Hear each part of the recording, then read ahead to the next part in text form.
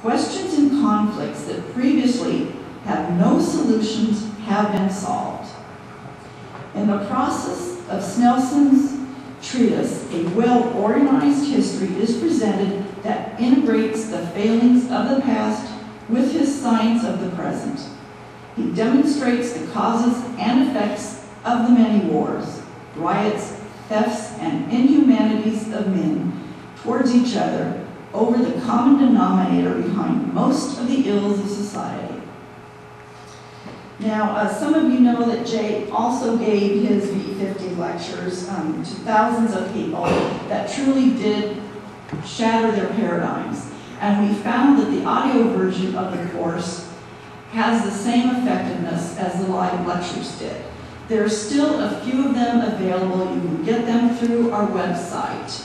But once they're gone, we're going to be focusing on his producing his human action seminars, his human action solutions, and the rest of his work on win-win theory, which of course does include this book. But at the end of the seminar, it was amazing to see the different changes in the paradigm shift. I was one of those people. I thought the solution was a political one, and I wanted to make a difference in the world, and I wanted to be a congressman. I was at the ripe old age of 23. Well, my paradigm certainly got changed. But I'd like to end with a poem, and the poem sort of shows you what Jay was thinking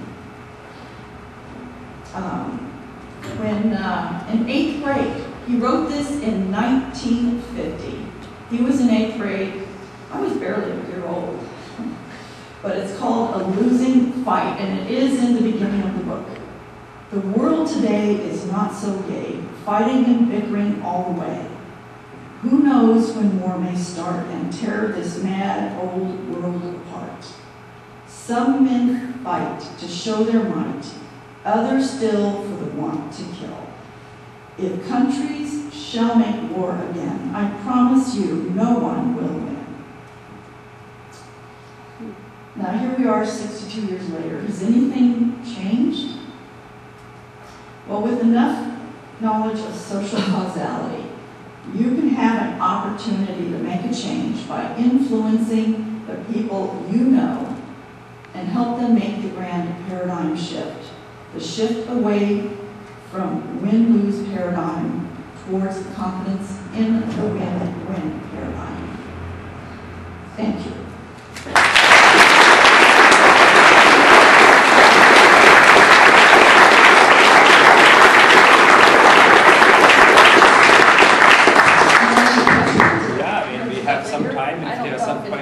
There's a microphone there. Yes. Yeah, because we are recording, it's best that you ask the questions here.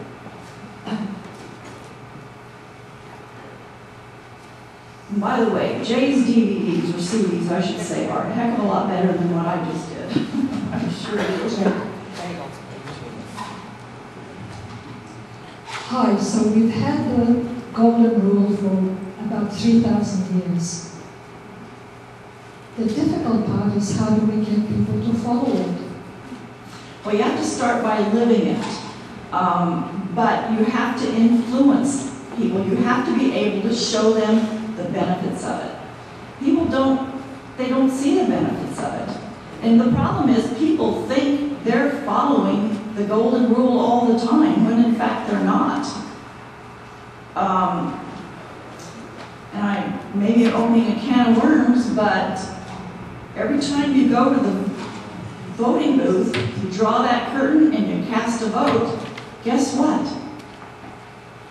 You're not following the Golden Rule. You're choosing who is going to control the gun. Nothing more. That's all it is. And what you have, what I do personally, what you do is up to you, but I don't vote. I don't want to support a win-lose paradigm. So we ourselves have to start taking the actions that are necessary. So I know a lot of you may not like that, but it's the reality, and it's observable, by the way. Anybody else?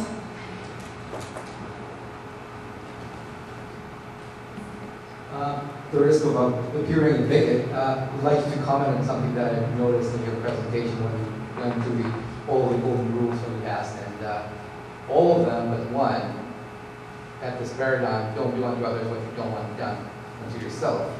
Whereas the Islamic one is do unto others what you do want done to yourself. Would you want to comment on that? Well, do you want yourself and your family blown up with a nuclear bomb? Or a lot of them think that they, well, from how I read it, is that if they find having to pray every day is something that's desirable, that's why they want to impose it on everybody else. well, their goal is to get rid of the infidels. I assume you're talking about bombers, and that sort of thing, the suicide bombers. Their goal is to get rid of the infidels. There's a lot of fundamental Christians that would do the same thing, quite frankly, I know. Fortunately, one of them's in my family. But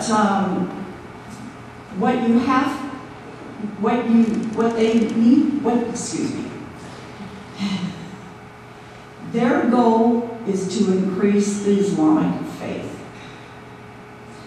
If they want to do that, they're not going to win any friends by bombing people. You have to show them how they can achieve their goal. And achieving their goal is not done through bombs. Achieving their goal is actually done through win-win exchange and practicing the win-win paradigm. But would you not agree that the wording of that specific version of the golden rule is very different from all other ones? Yes, it is different. It is different. But, I think the underlying theme is still there. I think the distinction is one of them says you should do something, you should take action that you would want other people to take against you, and the other says refrain from action that you don't want them to do. So what would the distinction be there? Changing your point, which is more effective. Well, I like Hillel's the best. All the rest is commentary. He sort of says it. But, Confucius, do not unto others what you would not have done unto you. That, to me, sort of says it all. You want, because, the problem with the Christian golden rule, from my viewpoint, do unto others as you would have them do unto you. Well, what I may want done unto me may be different than what you want done unto you. So, don't do unto me what I don't want to be done unto. Does that make any sense? Actually, I have a question too, and that is, what's the difference between a cause and a necessary condition? And I was trying to think through this. Is freedom a necessary condition for win-win, even if it's limited freedom? For example, a black market transaction could be win-win. It's not freedom in front of law, but it's a free exchange between the two people. So is freedom a necessary condition, or is it actually a byproduct of the exchange? Freedom is a byproduct of a win-win exchange. You've got to have a win-win exchange before you can have freedom. Does that make any, is that answering your question? I'm still confused, so maybe at that table afterwards, we can, if anybody else is interested, we can toss it. Well, there's nothing wrong with the black market. No, that's not the point. The point is freedom a necessary condition in order to make a win-win exchange? Or is it a byproduct of the win-win exchange?